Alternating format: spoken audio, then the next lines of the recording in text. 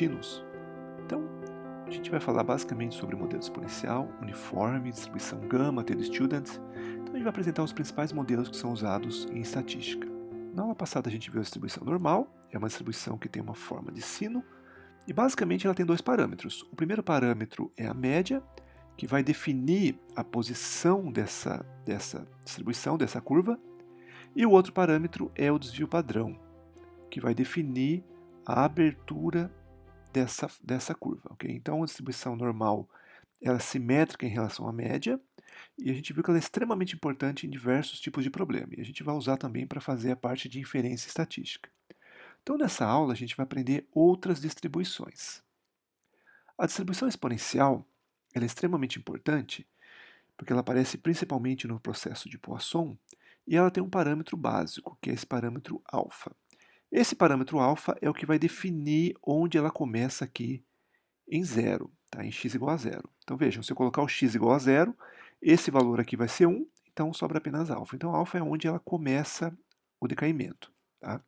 E notem que quando eu aumento o x, o valor de f de x decai rapidamente. Então quanto maior o alfa, mais rápido ele decai, certo? Então, por exemplo, alfa igual a 2, 1 e 0,5, a gente pode ver que alfa igual a 2 decai muito rapidamente. E essa função é definida de menos infinito até infinito, mas ela só é maior que zero para x positivo. Então, para x negativo, ela é sempre igual a zero. Vamos considerar um exemplo. O intervalo de tempo em minutos entre emissões consecutivas de uma fonte radioativa é uma variável aleatória contínua que segue uma distribuição exponencial, então já fala qual é a distribuição que ela segue, com o parâmetro alfa 0,2. Qual é a probabilidade de que ocorra uma emissão em um intervalo inferior a 2 minutos? Então, eu quero saber qual é a chance de ocorrer uma emissão de uma partícula em um intervalo inferior a 2 minutos. Se a gente falar que t é a variável que vai representar o tempo entre emissões, então a gente vai calcular a probabilidade de t ser menor ou igual que 2. Então, se eu olhar aqui para a minha curva, eu quero calcular o quê? Eu quero calcular a chance de t ser menor ou igual que 2. Ou seja, eu quero calcular essa área aqui na minha função densidade de probabilidade. Então, eu quero calcular uma integral de menos infinito até 2, que é o valor que eu quero calcular, f de t dt. Ou seja, é uma integral, bom, ela não começa em menos infinito, ela começa em 0 até 2 de quem? Alfa e a menos alfa t dt. Então, alfa é constante, sai para fora, então vai ficar alfa, integral de 0 até 2 de e a menos alfa t dt. Mas notem o seguinte, a integral de e elevado a ux, se eu falar que o y é igual a u vezes x, então eu tenho que dy é igual a dx, e aí eu passo o u dividindo, então dy sobre u é igual a dx. Então isso aqui na verdade vai ser uma integral de e elevado a y dy sobre u. Integral de e elevado a y é o próprio e elevado a y, então isso aqui é simplesmente e elevado a ux, que é o y, sobre u. Então o que acontece na integral da exponencial de uma constante vezes x vai dar a própria exponencial da constante vezes x dividido pela constante. Então notem, essa integral vai ser quanto? Então ela vai ser alfa, que estava fora da integral, e elevado a menos alfa vezes t dividido por menos alfa. Então a constante ela desce de 0 até 2. Esse alfa aqui eu corto com esse alfa, o sinal de menos fica ali, continua. Então vai ser e a menos alfa vezes t, que é 2, e a menos 2 alfa. E quando for zero, e elevado a zero vai dar 1, mais 1. Então essa conta aqui vai dar 1 menos e a menos 2 vezes alfa. Mas quanto que é o alfa? O alfa ele é 0,2, então vezes 0,2. Então isso aqui vai ser simplesmente 1 menos e a menos 0,4 vai dar 0,33. Então, a chance de que ocorra uma emissão em um intervalo inferior a 2 minutos é igual a 33%. Podemos ainda calcular a função de distribuição acumulada. Então, lembre-se, quem que é a função de distribuição acumulada? Então, o meu f de x, ele nada mais é que a probabilidade de x ser menor ou igual que esse valor x, ok?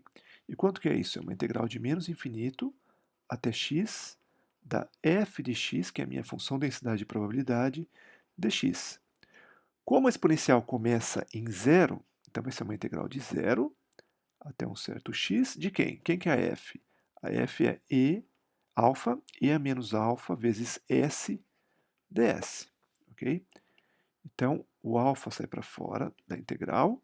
A integral de e menos alfa s, a gente viu que a constante ela desce, e a menos alfa s dividido por menos alfa, de quanto? De zero até x. Esse alfa aqui eu corto com esse alfa, então isso aqui vai ser simplesmente menos e a menos alfa x, e quando for zero vai dar 1. Então, menos 1. Então, isso aqui é simplesmente 1 menos e a menos alfa x. Então, notem o seguinte, esse termo aqui, ele é quanto? Ele é a probabilidade de x ser menor ou igual que um certo x minúsculo. Então, esse termo aqui, ele é quem? 1 menos alguma coisa é p de x menor ou igual que x. Então, essa alguma coisa aqui é a probabilidade de x ser maior que x minúsculo. Ok? Então, veja, então a gente tira aqui, desse caso aqui, a gente tira aqui o f1 de x, que é simplesmente a probabilidade de x ser menor ou igual que x minúsculo. Isso aqui é 1 menos e a menos alfa vezes x. E a probabilidade de x ser maior que x minúsculo é e a menos alfa x. Esse resultado ajuda muito quando nós formos realizar diversos cálculos, porque ao invés de eu ter que calcular essa integral, então basta eu usar simplesmente esse resultado. Uma propriedade fundamental dessa expressão exponencial é a chamada falta de memória. O que quer dizer isso? Quer dizer o seguinte, a chance dessa variável ser maior que um valor t mais s, dado que ela é maior que s, é simplesmente a chance de ser maior que t. Então, como que seria isso? Então, vamos supor que aqui está o valor zero, aqui está o valor s, e aqui está o valor t mais s. Ok? Então, vamos supor o seguinte, vamos supor que eu tenho uma televisão, por exemplo, ok? Que ela foi fabricada aqui no tempo zero. Então, no tempo S, ela tem S anos. Então, vamos supor que ela tem 5 anos. Ok? E aí eu tenho uma outra televisão que foi fabricada agora. Então, se é a televisão, por exemplo, televisão A, e aqui televisão A, e essa televisão tem 5 anos, e aí tem uma televisão B que foi fabricada hoje. Então, ela é nova. Então, eu quero saber o seguinte, qual é a chance de que ambas as televisões vão durar mais, vamos supor, 10 anos? Então, vejam, o que essa falta de memória quer dizer? Quer dizer o seguinte, tanto a televisão A como a televisão B, a chance de durar os 10 anos é a mesma. Então não importa se a televisão A tem 5 anos. Não importa. Então é como se ela esquecesse o tempo que ela já tem. Então é a mesma coisa que eu colocasse esse S em qualquer lugar. Então basta que eu fale que o S é zero, então qual é a chance de ter mais S? É simplesmente x maior ou igual que t. Okay? Então notem, o que quer dizer falta de memória? Quer dizer o seguinte, é como se a cada tempo o sistema se reiniciasse. Então ele esquece o que aconteceu no passado. Para demonstrar, então, essa propriedade, a gente vai usar a probabilidade condicional. Então, P de x maior ou igual que t mais s, dado que x é maior ou igual que s, isso aqui eu escrevo como sendo o quê? Então, é P de A dado B é P de A, x de t maior ou igual que t mais s, vírgula, que seria a intersecção B, x maior ou igual que s, dividido por P de B. E o P de B é o P de x maior ou igual que S. Ok? Essa intersecção, quanto que vai ser? Vamos calcular aqui. Ó. Então, x maior ou igual que t mais S é esse pedaço aqui. Okay? X maior ou igual que S, vamos supor que aqui está o S, é esse pedaço aqui. Então, se eu faço a intersecção dos dois, então aqui estaria a intersecção, o que eu tenho? Então, é o que está no primeiro intervalo e está no segundo intervalo. Então, é simplesmente x maior ou igual que t mais s. Então, esse termo aqui eu posso escrever como sendo a probabilidade de x ser maior ou igual que t mais s, dividido pela probabilidade de x ser maior ou igual que s. Okay? Nós vimos anteriormente que a probabilidade de x ser maior que um certo xzinho, a gente demonstrou no resultado anterior, isso aqui é simplesmente e a menos alfa vezes x, ok? Então, esse termo de cima vai ser simplesmente e a menos alfa vezes t mais s, dividido por, aqui a mesma coisa, então vai ser e a menos alfa vezes s. Esse termo de cima eu posso escrever como sendo e a menos alfa t vezes e a menos alfa s, dividido por e a menos alfa s. Esses dois termos aqui eu posso cancelar, então isso aqui é simplesmente e a menos alfa vezes t, e a menos alfa vezes t é simplesmente a probabilidade de x ser maior ou igual que t. E aí prova o nosso resultado, ok? Mas notem o seguinte, não faz diferença se eu colocar maior ou igual ou maior. Por quê? Porque a variável aleatória x é uma variável aleatória contínua, tá? Lembre-se que se a variável aleatória for contínua, então p de x igual a um certo valor a é igual a zero. Então vamos continuando aqui com o exercício. Então, o mesmo caso anterior, então a gente tem um intervalo de tempo entre emissões, ele tem uma distribuição exponencial com parâmetro 0,2, e aqui está perguntando o seguinte, qual é a probabilidade do intervalo entre emissões ser superior a 7? Então, eu quero calcular a probabilidade de t ser maior ou igual que 7, dado que t é maior ou igual que 5. Então, o que a gente viu? A gente viu que a probabilidade de t ser maior ou igual que t mais s, dado que t é maior ou igual que s, isso aqui é simplesmente a probabilidade de t ser maior ou igual que t minúsculo, ok? Então, o que eu faço aqui? Então, basta que eu faça a diferença, né? Então, isso aqui é simplesmente a probabilidade de t ser maior ou igual que 2. Isso aqui é simplesmente e a menos 2 vezes 0,2. Então, vai ser e a menos 0,4. Realizando essa conta, isso aqui vai dar 0,67. Então, a chance de que eu tenha uma emissão em um intervalo superior a 7, dado que esse intervalo é maior que 5, é simplesmente 67%. Então, notem, no tempo zero ocorreu a última emissão que foi anotada, ok? Então, o que aconteceu? Já passou um tempo 5 e eu quero saber se a próxima emissão ela vai ser um tempo maior do que 7. Então, vejam, se já passou 5, é a mesma coisa que a emissão ter ocorrido aqui, ok? Ou seja, é simplesmente ser maior que 2. Tá? Então, isso que a gente nota aqui. Então, é a mesma coisa que a cada passo de tempo o sistema se reiniciasse. Por quê? Porque não tem memória. Podemos calcular também a variância esperança. Então, a esperança de x, onde x tem uma distribuição exponencial, é 1 sobre alfa. A variância é 1 sobre alfa quadrado. Então, vamos calcular a esperança. Então, a esperança de x, ela é o quê? Ela é uma integral de menos infinito até infinito de x, f de x, dx. Então, lembre-se, por definição, a esperança de uma certa função da variável aleatória x, ele é simplesmente uma integral de menos infinito até infinito da g de x, f de x, dx. Então, no nosso caso, como a gente quer calcular x, então aqui onde estaria o g de x aparece o x, ok? Essa integral ela vai ser de 0 até infinito, porque ela é definida, o f de x é definido apenas para x maior ou igual que zero, então vai ser x alfa e a menos alfa x dx. O alfa sai para fora da integral, então isso aqui vai ser uma integral de 0 até infinito de quem? De x e a menos alfa x dx. Então vejam, essa integral como é que eu resolvo? É uma integral que eu resolvo por partes. Então eu vou falar que o x é o u e e elevado a alfa x dx é o v dv. Ok? Então isso aqui vai ser simplesmente alfa, e essa integral vai ser quanto? Vai ser u, que é x, vezes v. Quem que é v? O v é a integral de e menos alfa x dx. Então vai ser e a menos alfa x dividido por menos alfa. Notem que sempre a constante ela desce, de 0 até infinito, menos a integral de v du. Então vai ser a integral de 0 até infinito de quem? E a menos alfa x sobre menos alfa du, que é o nosso dx. Então, isso aqui vai ser simplesmente alfa vezes. Essa primeira integral vai ser quanto? Ó? Vejam, Quando o x for infinito, esse termo vai ser zero. Okay? Então ele vai ser zero.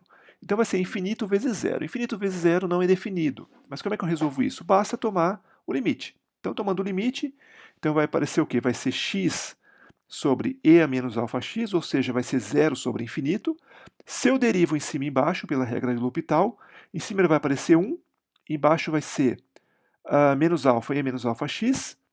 E aí, quando eu tomo o limite, vai ser 1 sobre esse termo aqui vai ser infinito, então 1 sobre infinito, esse termo todo aqui vai ser zero. Okay? Então, basta tomar o limite e usar a regra de L'Hopital. Okay? Então, esse primeiro termo vai ser zero. Menos, e aí vamos resolver a segunda integral. Então, esse menos com menos aqui vai dar mais. Então, aqui vai ser simplesmente 1 sobre alfa. E a integral de e a menos alfa x dx, quanto que vai ser? É e a menos alfa x dividido por menos alfa, de zero até infinito. Então, vamos lá. Então, vai ser alfa. Esse termo aqui vai ser quanto? Então, alfa vezes, embaixo vai ser 1 sobre alfa ao quadrado, e aí tem um sinal do menos, de menos aqui, e aí vai ser quanto? E a menos alfa, x, quando x é igual a infinito, vai dar zero. E a menos alfa x, quando x for zero, vai dar 1.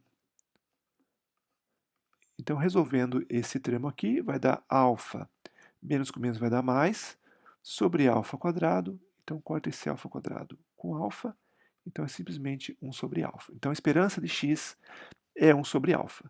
Para a variância, a ideia é a mesma. Qual que era a variância de x? Eu só vou indicar como é que faz as contas. Então, é simplesmente esperança de x ao quadrado menos o quadrado da esperança de x.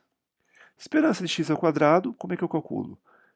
Eu calculo da seguinte forma. Então, a esperança de x ao quadrado vai ser uma integral de zero até infinito, porque a f de x é definida apenas para x maior que zero, de x ao quadrado, alfa e a menos alfa x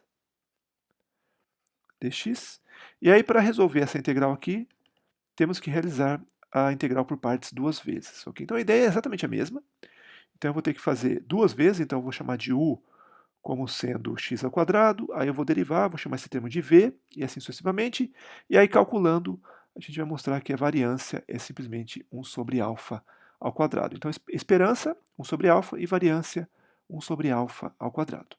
Uma questão fundamental é de onde vem a distribuição exponencial. Então, essa distribuição exponencial, ela vem de um processo de Poisson. Nós não aprendemos ainda o que é um processo de Poisson, mas aprendemos o que é a distribuição de Poisson. A distribuição de Poisson, o que ela fala? P de x igual a um certo k é quanto? E a menos lambda, lambda elevado a k, sobre k fatorial. E o que o P de x igual a k quer dizer? É a chance de eu ter k eventos num certo intervalo de tempo, ou intervalo de comprimento, ou intervalo de área. Okay? Então, o que acontece? Então, essa chance, ela decai quando eu aumento o valor de k. Certo? Então, vejam que ela decai, porque o k fatorial ele decai mais rápido que lambda elevado a k. E no processo de Poisson, o que a gente vai ter? A gente vai ter o seguinte, num certo intervalo de tempo, a chance de ocorrer um certo evento, a gente representa por uma seta assim um evento, a chance de ocorrer k eventos num certo intervalo de tempo, então P de n de t, que é o número de eventos, num certo intervalo de tempo igual a um certo k, ele é simplesmente E a menos lambda vezes t, ou seja, depende desse comprimento, ok? Lambda t elevado a k sobre k fatorial. O que quer dizer isso aqui? Então, se eu aumento o intervalo de tempo, eu aumento a chance de ocorrência de eventos. Mas, se eu diminuo esse intervalo, ele faço um intervalo muito pequeno, então a chance de ocorrer k eventos vai praticamente para zero. Okay? Então, o que acontece? Se eu quiser que não ocorra nenhum evento de 0 até t, então vai ser o quê? Então, eu vou ter que P de n de t ser igual a zero é simplesmente E a menos lambda t elevado a zero sobre zero fatorial. Isso aqui é simplesmente E a menos lambda t.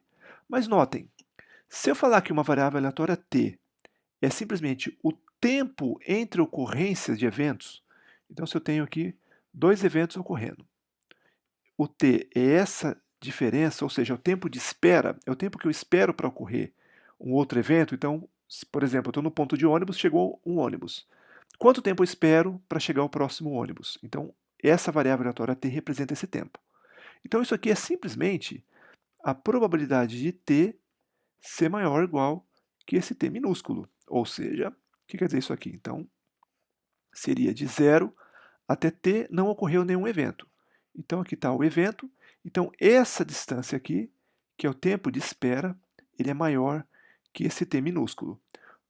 E probabilidade de t ser maior ou igual que t minúsculo, quanto que é? É 1 menos a probabilidade de t ser menor ou igual que t minúsculo. Só que notem que maior ou menor ou igual que não faz diferença. E a menos alfa vezes t. A gente viu quando a gente derivou a distribuição acumulada. Então, eu vou ter que a probabilidade de t ser menor ou igual que um certo t minúsculo, ela é simplesmente quanto? Ela é simplesmente 1 menos e a menos, vamos colocar lambda, que a gente usou lambda ali, né? Lambda t. Então, esse daqui, quem que ele é? É o nosso f de t, é a função de distribuição acumulada, ok?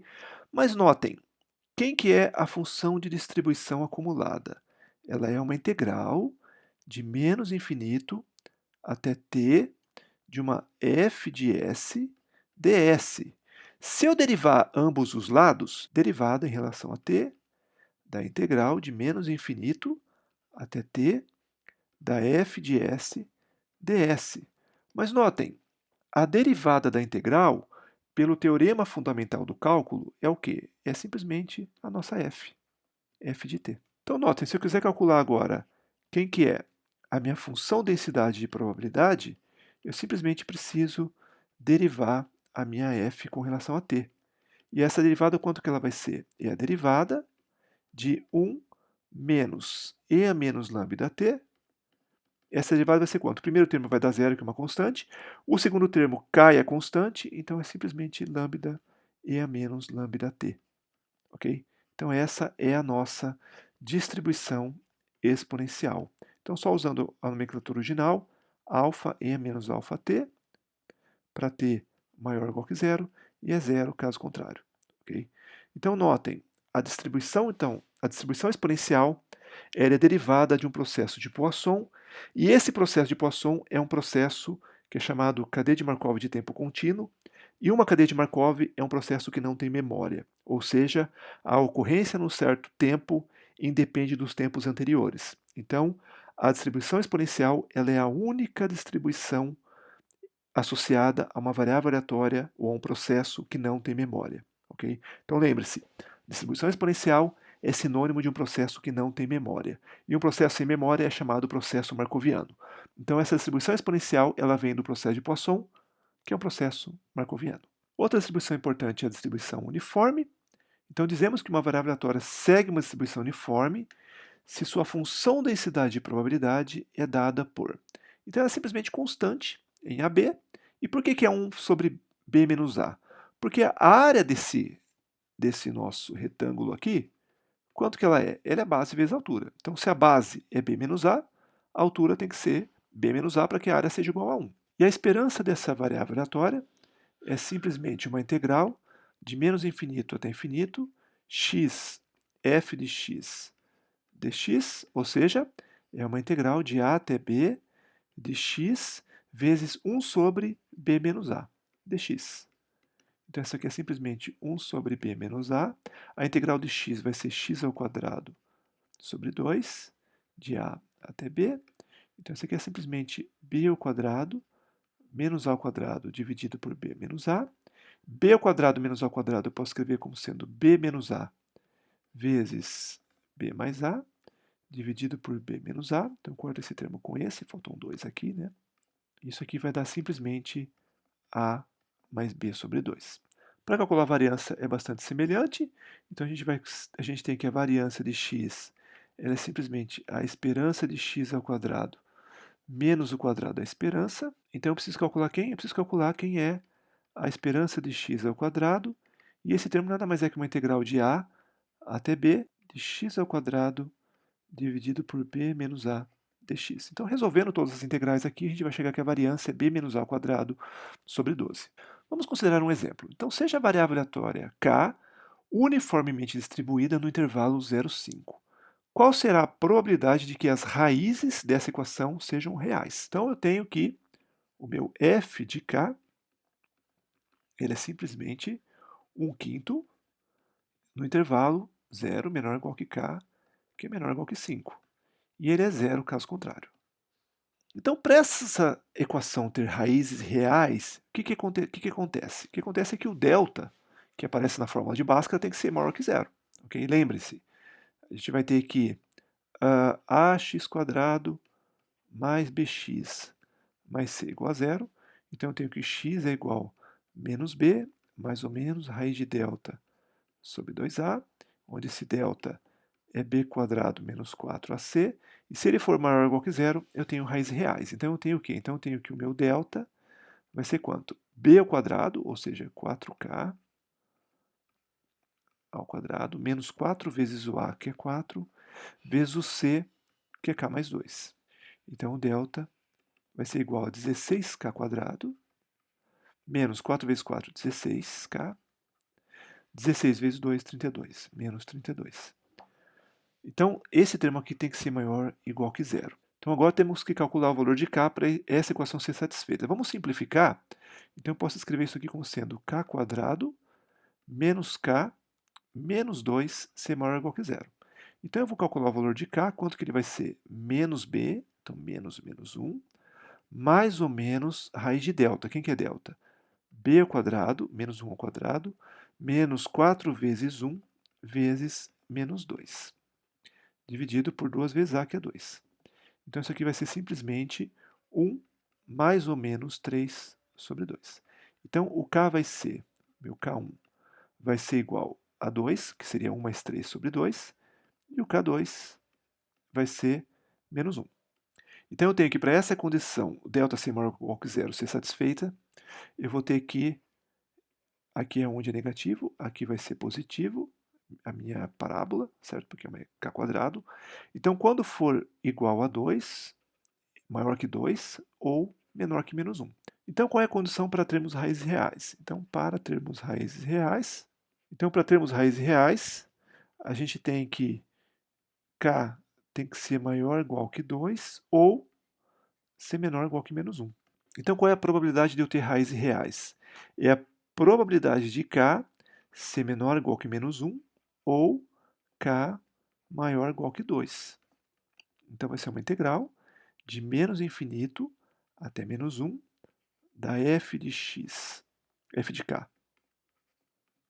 dk, mais uma integral de 2 até infinito da f de k, dk. Fora desse intervalo, então vejam, essa função f de k ele é definido de quanto? De 0 até 5.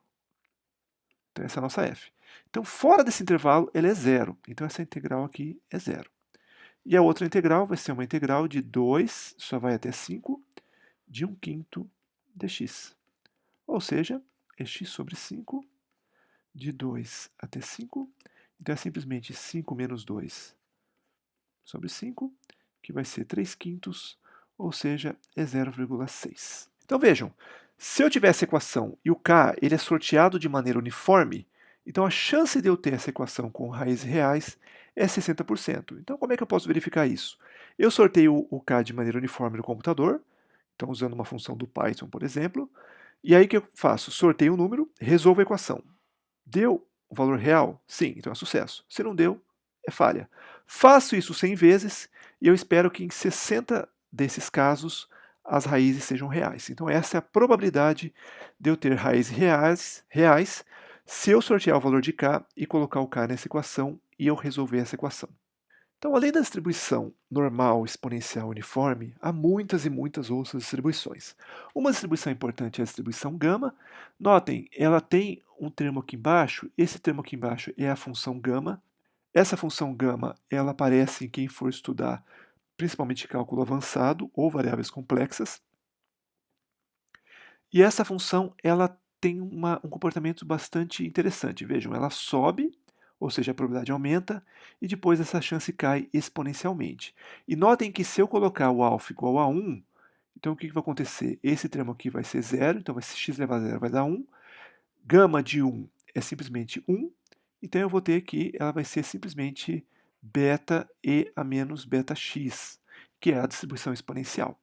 Então, e a variância é simplesmente alfa sobre beta ao quadrado, e a esperança não tem uma fórmula fechada para essa distribuição. Outra distribuição importante é a distribuição beta. Nesse caso, a gente vai ter a função beta, que aparece no denominador. Então, notem que a esperança e a variância têm uma fórmula fechada. E a distribuição beta é interessante por quê? Porque ela é determinada apenas em 0 e 1.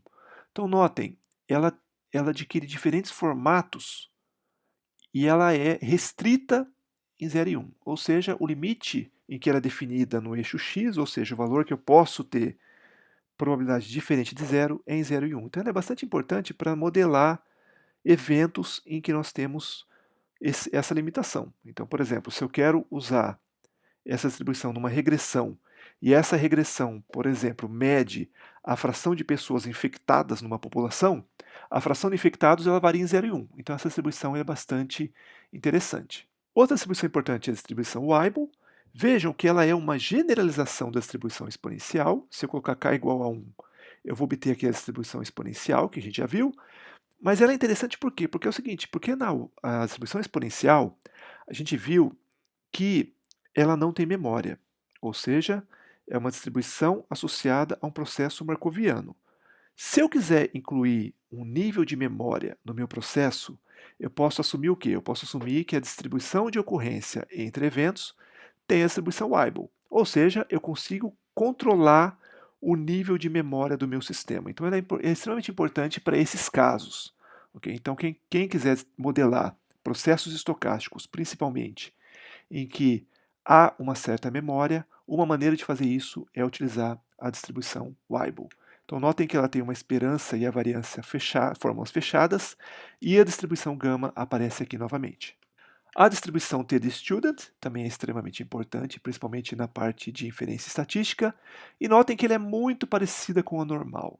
Então, esse termo aqui, que a gente chama de mi, que é uma letra grega, ele vai definir os graus de liberdade. Quando esses graus de liberdade é maior do que 30, aproximadamente 30, ela se aproxima muito de uma distribuição normal. Então, a gente vai ver depois na parte de inferência que essa distribuição é usada quando nós temos amostras pequenas. Então, esse grau de liberdade é associado ao número de amostras que eu tenho quando eu faço um experimento, e de acordo com o tamanho de amostra, eu vou usar essa distribuição porque ela permite estimar tanto o intervalo de confiança ou mesmo testar uma hipótese baseando-se nessa distribuição, que é a distribuição t-student. Então, ela é extremamente importante, principalmente na parte de inferência, e a gente vai ver essa distribuição novamente.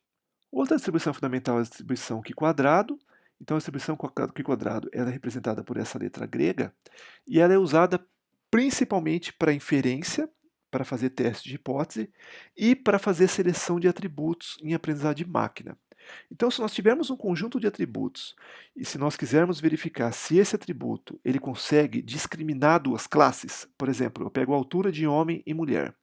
Se eu quero verificar se essa altura ela consegue separar as classes, eu posso usar a distribuição Q-quadrado e aí há métodos de seleção de atributos baseados nessa distribuição. Então notem, de novo aqui aparece a distribuição gama e ela tem tanto a média quanto a variância tem fórmulas fechadas. Além dessas distribuições, há muitas e muitas outras, como por exemplo a distribuição de Cauchy, a distribuição logística, a distribuição log normal, a distribuição de Pareto, que aparece muito, principalmente quem for estudar sistemas complexos. Então, todas essas distribuições, elas têm diferentes propriedades e elas têm diferentes parâmetros. Então, quem for utilizar a modelagem estatística mais avançada, tem que conhecer todas essas distribuições. Se nós formos na Wikipedia e digitarmos uma lista de distribuições de probabilidades, vocês vão ver que existem dezenas, talvez até centenas de distribuições. E cada distribuição é associada a um dado tipo de processo e é importante conhecê-las de forma que a gente possa fazer os ajustes, principalmente no conjunto de dados, para fazer predições. Então, conhecer essas distribuições é fundamental para que possamos realizar modelagens de processos com acurácia, ou seja, de maneira bastante precisa e consigamos entender o que está por trás de cada processo.